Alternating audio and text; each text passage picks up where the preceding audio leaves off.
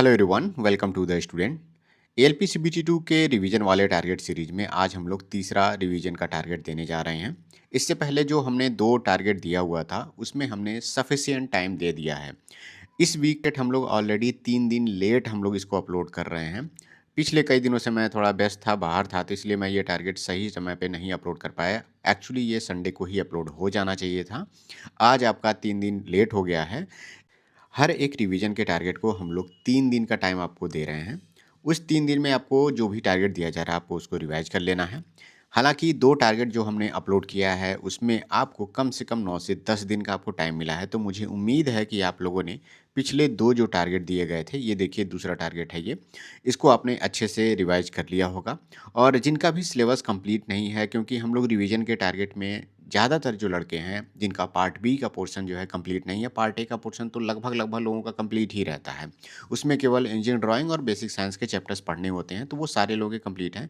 केवल ट्रेड का जो कुछ चैप्टर्स हैं बहुत सारे लड़कों के वो छूटे हुए हैं।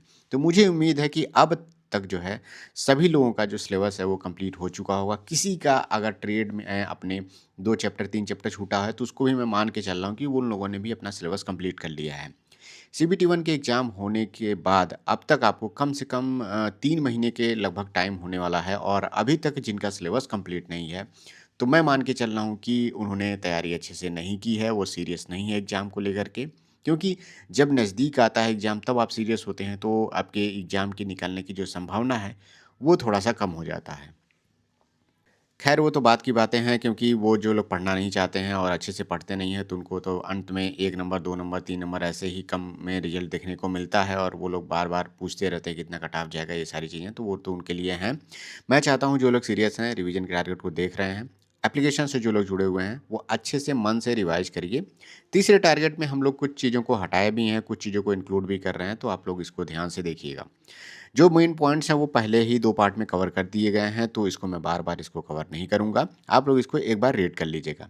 इसमें जो मेन की पॉइंट है वो है कि 1 टू 1 स्टूडेंट का परफॉर्मेंस चेकिंग ऑन ऐप। मतलब एप्लीकेशन पे मैं एक गूगल फॉर्म दिया हुआ हूँ, और वहाँ पे अगर आप उसको भरते हैं, अपना डिटेल भरते हैं, सीबीटी 1 में कितने मार्क्स हैं, आप अपने कॉन्टैक्ट नंबर देते हैं, तो मैं उसमें कुछ लड़कों को जिनके नंबर बहुत ज़्यादा बेहतर नहीं है, उनको मैं कॉन्टैक्ट करता हूँ। हालाँकि पिछले 3-4 दिनों से मैं कॉन्टैक्ट नहीं कर पाया हूँ। स्टार्टिंग में मैंने 2-3 दिन तक कॉन्टैक्ट किया था। अब मैं आज से फिर से इसको कंटिन्यू कर रहा हूँ, क्योंकि अभी मैं 1 आध हफ्ते तक घर पे नहीं था, तो मैं बिज़ी था थोड़ा। तो अब ये चीज़ें शुरू हो जाएँगी, तो वो एप्लीकेशन में आपको देखने को मिलेगा।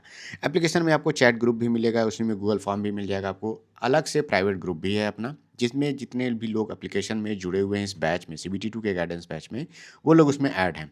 फालतू लोग नहीं ऐड हैं, जो लोग अदर ग्रुप्स में रहते हैं, टेलीग्राम पे इधर-उधर के लिंक भेजते हैं।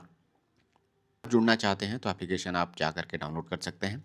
लिंक मैं नीचे डिस्क्रिप्शन में भी दिया हूँ। आप सर्च भी करेंगे the student by Surya sir के नाम से, तो आपको वो एप्लीकेशन देखने को मिल जाएगा, और उसमें आपको सीबीटी 2 का जो गाइडेंस बैच है उसको आप ज्वाइन कर सकते हैं वहाँ पे।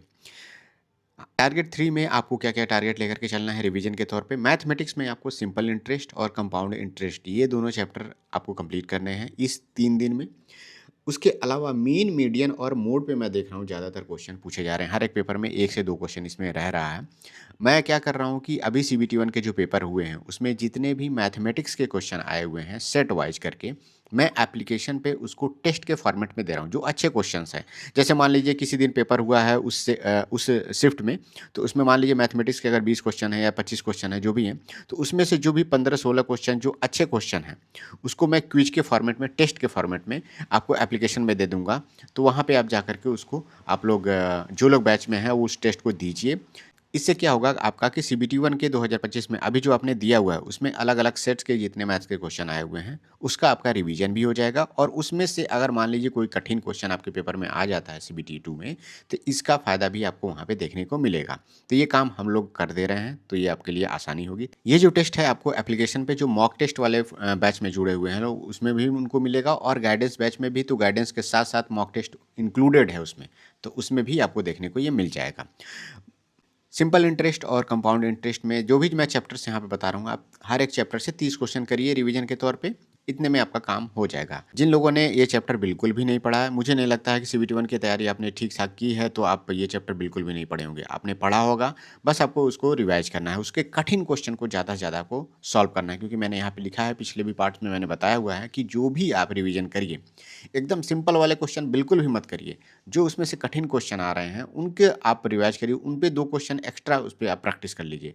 इस कठिन क्वेश्चन करने से क्या होता है कि आपका जो टाइम है, वो बचता है। जैसे मान लीजिए कि अचानक से वो कठिन क्वेश्चन आपके पेपर में आ जाता है और उस क्वेश्चन को सॉल्व करने के लिए कम से कम आप 1 मिनट का टाइम लगाते हैं, 1 मिनट, डेढ़ मिनट का टाइम लगाते हैं, जो कि अगर आप पहले से उसको सॉल्व किए रहते हैं, तो वो 1 मिनट में कम से कम आप जो है कि 10 सेकंड, 15 सेकंड आप बचा पाएँगे।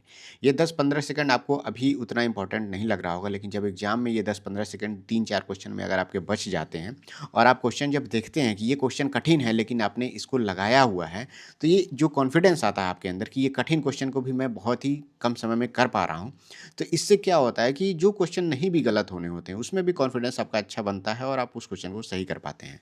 लेकिन जब ज़्यादा से ज़्यादा क्वेश्चन कठिन देखने को मिलते हैं और आपने उस पर प्रैक्टिस नहीं की है, तो ये आपका कॉन्फिडेंस लो हो जाता है और आपको पता ही है कि वैकेंसी कितनी है, कट ऑफ कितना हाई जा रहा है, तो आप डर जाते हैं कि अरे यार मेरा 70 क्वेश्चन ही अटेम्प्ट हो पा रहा है, इतने ज़्यादा कठिन क्वेश्चन आ गए हैं। तो उस हड़बड़ाहट में भले ही आपके पास समय बच भी जाए, लेकिन उस कठिन क्वेश्चन के कई क्वेश्चन आ जाने से और वो आपके सॉल्व ना होने से ये आपका पेपर खराब हो जाता है। तो मैं चाह रहा हूँ कि हर एक पेपर के जो कठिन क्वेश्चन है उसको करिए। आपने जो नोट्स बनाया है उसमें से जो डिफ़िकल्ट क्वेश्चन है उसको करिए। आसान क्वेश्चन तो अब तक आपने प्रैक्टिस किया भी होगा और वो कम समय में आपसे हो भी जाते होंगे। ये काम आपको रिवीजन के टारगेट में बहुत ही ध्यान से करना है। नेक्स्ट हमारा है मीन, मीडियन, मोड। ये जो टॉपिक है मैं हर एक पेपर में देख भी रहा हूँ। हालाँकि मैं जो टेस्ट आपको दे रहा हूँ सीबीटी 1 के जो पेपर हैं उसमें से छाँट-छाँट के, उसमें मैं क्वेश्चन्स को इसको ऐड भी कर रहा हूँ। तो आप जाकर के टेस्ट में उसको देख सकते हैं। इस पर आप प्रैक्टिस ज़रूर करिएगा। एक क्वेश्चन हर एक सेट में मैंने देखा है, तो हो सकता है कि सीबीटी 2 के में भी आपको 1 क्वेश्चन 2 क्वेश्चन इससे देखने को मिले।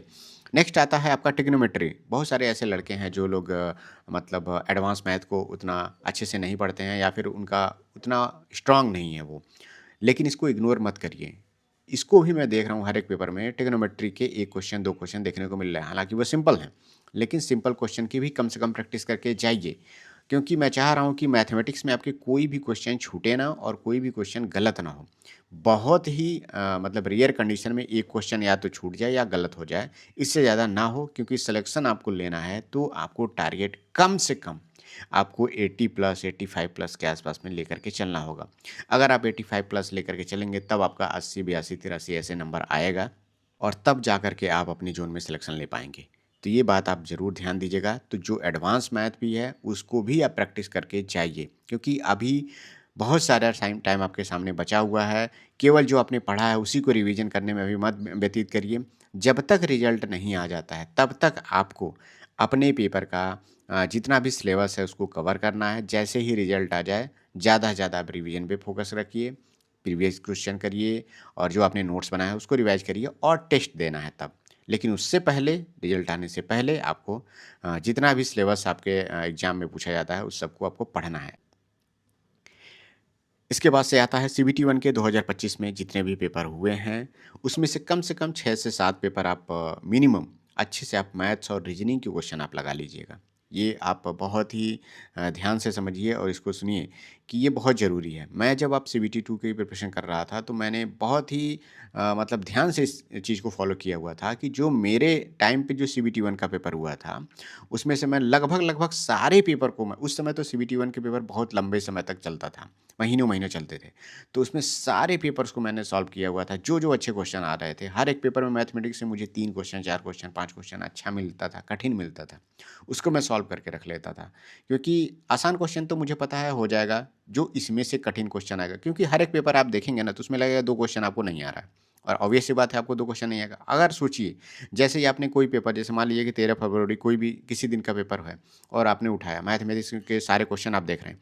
उसमें से अगर मान लीजिए 25 क्वेश्चन है, 25 क्वेश्चन में मान लीजिए आपको 21 क्वेश्चन आ रहे थे और 4 आपको नहीं आ रहे थे।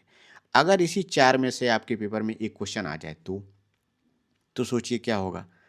तो अगर आप लगाए नहीं रहेंगे और आप सोचिए कि अभी आप जो लगा रहे हैं, उसमें से 4 आपको नहीं आ रहा और अपने दिमाग में ये सोचिए कि अरे यार, ये क्वेश्चन अगर मेरे पेपर में आ जाता तो ये तो डेफ़िनेटली मेरा छूट ही जाता, अगर मैं आज इसको प्रैक्टिस ना करता तो। तो ये चीज़ आप यही सोच करके आप CBT 1 का पेपर मेरी मानिए तो आप ज़रूर सॉल्व करिए, कम से कम 6-7 पेपर तो आप लोग सॉल्व कर लीजिए। ये जो भी मैं रिवीजन के चीज़ें मैं आपको बता रहा हूँ, आपको अगर आप डेली कम से कम 2 घंटा 3 घंटा आप देते हैं तो आपका अच्छे से रिवीजन हो जाएगा। ये जो ऊपर के अभी आप मैंने टारगेट दिया हुआ है 2-3 घंटा आप डेली देंगे तो 3 दिन में ये सारे टारगेट कंप्लीट हो जाएंगे आपके। अब आते हैं बेसिक साइंस और इंजीनियरिंग ड्राइंग में, इसमें भी आपको डेली कम से कम 2 घंटे देने हैं। 1 घंटा आपको रिवीजन में देना है, प्रीवियस जो भी आपने नोट्स बनाया है, सारा जो नोट्स आपने बनाया है मतलब बेसिक साइंस और इंजीनियरिंग का, सारे चैप्टर्स का उसको एक बार रफली पढ़ लीजिए। अगर आपने पढ़ा हुआ है तो एक ही दिन पढ़िए तो आपका काम हो जाएगा, तीनों दिन पढ़ने की ज़रूरत नहीं है। 1 दिन पढ़िए, रिवाइज हो गया, बाकी 2 दिन आप ये टाइम अपना बचाइए। नेक्स्ट है हमारा इस टारगेट में, तीसरे टारगेट में आपको बेसिक इलेक्ट्रिसिटी चैप्टर आपको कवर करने हैं रिवीजन के तौर पे। मुझे उम्मीद है कि आप लोग इसको पढ़ भी लिए होंगे, जिनका इलेक्ट्रिशियन ट्रेड है उनके लिए तो ये चैप्टर बहुत ही इंपॉर्टेंट है। कम से कम मान के लिए कम से कम 5 से 6 क्वेश्चन आपको बेसिक इलेक्ट्रिकल से आपको पार्ट बी में भी देखने को मिलेगा, और ये ज़रूरी भी है कि आपको पार्ट बी क्लियर करना है, तो ये चैप्टर ईजी भी है, इससे आपके क्वेश्चन हो जाएंगे। नेक्स्ट हमारा heat and temperature. Heat and temperature ऐसा चैप्टर है कि अगर इसमें से डिफ़िकल्ट न्यूमेरिकल्स दे देगा तो बहुत सारे लड़के फंस जाएंगे। ईजी क्वेश्चन तो सभी लोग लगभग लगभग कर लेंगे। मैं आपसे कह रहा हूँ कि आप लोग इसमें ईजी क्वेश्चन भी तो करिए, लेकिन ज़्यादा से ज़्यादा न्यूमेरिकल क्वेश्चन करिए। इसमें थियरी वाले जो पोर्शन है, बेसिक कॉन्सेप्ट है, तो ये तो बहुत आसानी से एक बार आप रीड करेंगे तो वो हो जाएगा, लेकिन न्यूमेरिकल में कहाँ घुमा रहा है कहाँ नहीं। 2018 वाला पेपर आप सब लोग देख लीजिए, इस चैप्टर से बहुत कठिन कठिन क्वेश्चन आए हुए थे।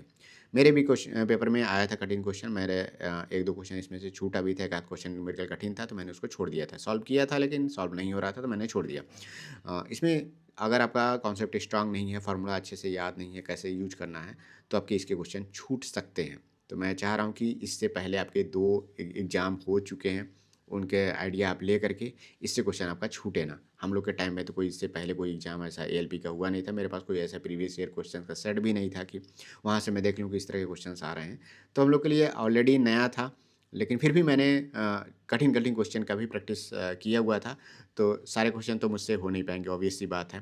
तो एक आध क्वेश्चन मेरा तो एक आध क्वेश्चन मेरा भी इसमें छूटा था, मैंने गलत नहीं किया था, मैं छोड़ दिया था, उसको नहीं हो रहा था। तो नेक्स्ट हमारा आता है IT लिटरेसी। IT लिटरेसी जितना भी मैं टारगेट अभी तक दिया हूँ, और हर एक वीकली टारगेट में मैंने दिया हुआ है, और उसमें से जितने भी क्वेश्चन मैंने कहे हैं करने के लिए वीक में 100 क्वेश्चन 200 क्वेश्चन, अगर आपने उतने क्वेश्चन कंप्यूटर से पढ़े होंगे तो मुझे लगता है ये सफिशिएंट है, और आपको इससे ज़्यादा पढ़ने की ज़रूरत नहीं है।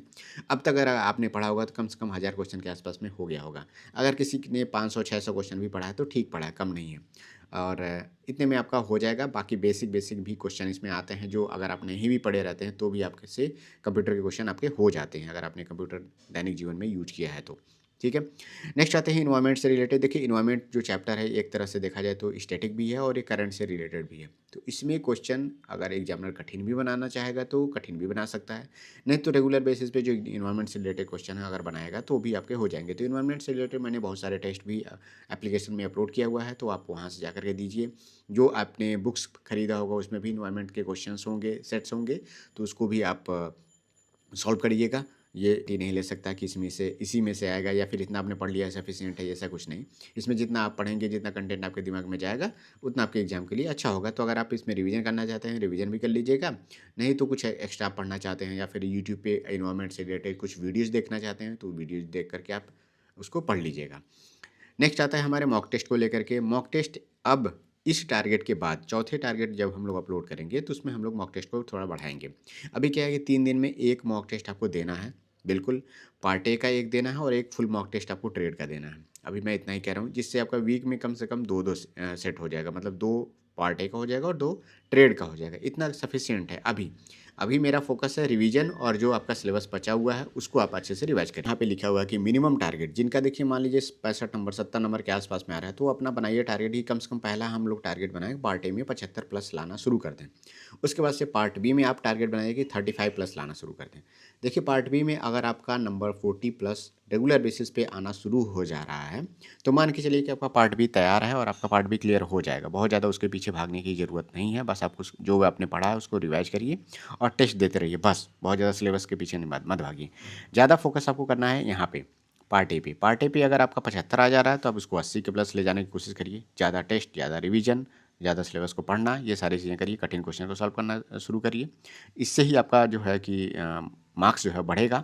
और जो भी आप टेस्ट दे रहे हैं उसमें जो गलतियाँ हो रही हैं उसी क्वेश्चन को ज़्यादा आप रिवाइज़ करिए, उसकी एनालिसिस अच्छे से करिए। क्योंकि जो भी आप टेस्ट दे रहे हैं, अगर आप उसकी एनालिसिस कम से कम 2 घंटे 3 घंटे नहीं करेंगे तो उसमें आप समझ नहीं पाएँगे कि गलतियाँ कहाँ हो रही हैं। और हर एक दिन जो आप एनालिसिस करते हैं उसमें से आप 2 क्वेश्चन 3 क्वेश्चन अपना बढ़ाते ही हैं। क्योंकि जो जितना अपने टेस्ट का एनालिसिस करता है, चाहे पीवाईक्यू का ही वो एनालिसिस करे अच्छे से, तो आप वो अपना नंबर मॉक टेस्ट में बढ़ाएगा ही बढ़ाएगा। तो ये सारे काम आपको अभी करने हैं इस रिवीजन टारगेट में। बाकी ट्रेड पेपर को लेकर के आते हैं, तो ट्रेड पेपर में जिनके सिलेबस कंप्लीट नहीं है वो सिलेबस तो कंप्लीट करिए ही करिए, लेकिन साथ ही साथ आपने आपको हर एक 3 दिन में जो टारगेट दिया जा रहा है उसमें आप कम से कम 2 से 3 चैप्टर का रिवीजन करिए, जो आपने नोट्स बनाया है। बहुत सारे ऐसे लड़के मैं देख रहा हूँ कि जो नोट्स नहीं बना रहे हैं। अभी मैंने एक शॉर्ट्स मैंने अपलोड किया हुआ था, अपने नोट्स को दिखाया हुआ था उसमें कि जो मैं पढ़ रहा था तो उसमें मुझे मेरा नोट्स मिला और उसमें किस तरह से मैंने अपना नोट्स बनाया था। तो एक लड़के ने कमेंट किया कि आज के डिजिटल दुनिया में जिसके पास इतना कंटेंट मतलब ऑनलाइन अवेलेबल है, अगर वो नोट्स बना रहा है तो उसको इतना टाइम कहाँ से मिल जा रहा है, वो नोट्स कैसे बना सकता है। तो देखिए अपना अपना सभी का तरीका होता है पढ़ने का। कुछ लोग होते हैं जो स्क्रीनशॉट से ही पढ़ लेते हैं, कुछ लोग होते हैं जो पीडीएफ डाउनलोड किया उसी को बार बार देख करके पढ़ लेते हैं। लेकिन मेरा जो मानना है कि जो लड़का नोट्स बनाता है उसकी तैयारी उसके कंपैरिजन में ज़्यादा बेहतर होती है। फर्स्ट टाइम नोट्स बनाने में मेहनत लगता है, लेकिन रिवीजन करने में जो अपना वो समय बचाता है उस स्टूडेंट से कहीं बेहतर टाइम वो बचा पाता है। नोट्स बनाने से क्या होता है कि वो अपने नोट्स को लिखा जिस तरीके से रहता है उसे उसको जैसे लिखना चाहिए, जो पॉइंट्स उसके समझ में आ चुका है, जो उसे याद है वो छोड़ देता है, और जो चीज़ें उसे नहीं याद होती हैं, जो डिफ़िकल्ट होती हैं उसको लिखता है। तो इससे उसका नोट शॉर्ट बनता है। किसी और का नोट्स आप लेकर के आइए, हो सकता है कि 10 पन्ने का हो अगर वो नोट्स, और आप अपने तरीके से लिखें तो हो सकता है वो 7 पन्ने 8 पन्ने में हो जाए। तो क्या है कि 10 पन्ने को रिवाइज़ करना और 7 से 8 पन्ने को रिवाइज़ करने में टाइम का तो फ़र्क है ही। 10 पन्ना ज़्यादा टाइम लेगा रिवीजन करने में और 7 से 8 पन्ना कम टाइम लेगा रिवीजन करने में, और ये ज़्यादा अच्छे से समझ में भी आएगा। तो ये बाद में पढ़ने में ज़्यादा हेल्पफुल होता है। लेकिन जो लड़का नोट्स नहीं बनाता है, इसी 10 पन्ने को बार-बार रिवाइज़ करता है, तो वो उसे लगता है कि मैं अपना समय बचा रहा हूँ। लेकिन जब भी एग्ज़ाम में इतना शॉर्ट नोटिस पे अगर एग्ज़ाम नहीं होता है, तो आपको नोट्स बनाना चाहिए। मेरी मानिए तो आप नोट्स बनाइए। और अभी मान लीजिए कि सभी चीज़ों को शुरू से नोट्स बनाने का टाइम तो नहीं है, लेकिन शुरुआत से ही मैं इस बात पे जोर देता रहता हूँ कि नोट्स आप बनाया करिए। तो ये था हमारा पार्ट 3 का जो रिवीजन का टारगेट। जितने भी लोग हमारे रिवीजन वाले टारगेट में सीबीटी 2 के गाइडेंस बैच में जुड़ना चाहते हैं, तो आप लोग एप्लीकेशन में जा करके the student by Surya sir के नाम से है, वहाँ पे आप जो भी मैंने मॉक टेस्ट दिया हुआ है, लगभग बहुत सारे सेक्शनल मॉक टेस्ट मैंने दे दिया है। और पिछले 2-3 दिन से मैं कुछ और नहीं अपलोड कर पा रहा था, लेकिन आज से मैं फिर से अपलोड करूँगा। कल मैंने एक और सीबीटी 1 का जो मैथमेटिक्स का इंपॉर्टेंट क्वेश्चन का पार्ट था, वो मैंने अपलोड कर दिया है। और मैं अब शुरू कर रहा हूँ जो ट्रेड का पेपर है, उसमें से बहुत सारे चैप्टर्स मैं इंक्लूड करूँगा, और कुछ बेसिक साइंस और इंजीनियरिंग ड्राइंग के और भी क्वेश्चंस के जो सेट हैं वो मैं वहाँ पे टेस्ट के फॉर्मेट में अपलोड करूँगा, तो आप वहाँ पर टेस्ट भी दे करके प्रैक्टिस कर सकते हैं। साथ ही साथ ग्रुप कॉल में भी जुड़ने का आपको मौका मिलेगा। इस वीक का संडे का तो ग्रुप कॉल स्किप हो गया, नहीं मैं ले पाया, लेकिन मैं कोशिश कर रहा हूँ कि कल परसों में मैं फिर से ग्रुप कॉल से सभी लोगों से जुड़ूँ जो भी लोग सीबीटी 2 के गाइडेंस बैच में जुड़े हुए हैं। और वहाँ पे मैं 1 टू 1 लोगों से बातें करता हूँ, और इसका बहुत फ़ायदा आपको होता है। बहुत सारी बातें होती हैं जो यूट्यूब पे मैं नहीं बता पाता हूँ। क्योंकि देखिए सारी बातें तो यहाँ पे बताना और अच्छे से बात करना, ये सारा पॉसिबल नहीं हो पाता है, और आपके मन में भी जो डाउट रहता है वो यहाँ पे आप पूछ नहीं पाते हैं। तो वहाँ पे वो चीज़ें आपको देखने को मिलती हैं और इसका फ़ायदा आपको होगा। तो अगर आप जुड़ना चाहते हैं तो एप्लीकेशन को डाउनलोड करके आप वहाँ पे जॉइन हो सकते हैं। मिलते हैं नेक्स्ट वीडियो में। Thank you, all the best.